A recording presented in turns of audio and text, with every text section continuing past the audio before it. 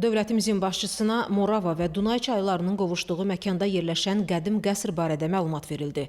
Slovakiyanın rəmzlərindən biri olan Devin qəsri bu ölkənin milli mədəniyyət abidələri siyahısına daxildir. Bildirildi ki, yazılı mənbələrdə Devin adına ilk dəfə 864-cü ilə təsadüf edən salnamələrdə rast gəlinir.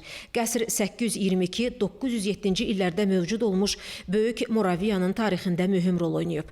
13-cü əsrdə Devin Macarların kral və sərhəd qalası olub. 1809-cu ildə Napoleonun ordusu qalanı minalayaraq partladıb. 1896-cı ildə qalanın dağıdılmasının rəmzi olaraq burada abidə ucaldılıb. Birinci Dünya müharibəsindən sonra qala qalıqlarının üzərində olan dağ massivində ilk mağaralar aşkarlanıb. Ərazidə ümumilikdə fasilələrlə bir əsrdən artıqdır ki, arxeoloji araşdırmalar aparılıb. Min illiklər boyunca Devin qalası qədim insanların məskəni, eyni zamanda tacir və döyüşçülər üçün təyinat yeri olub.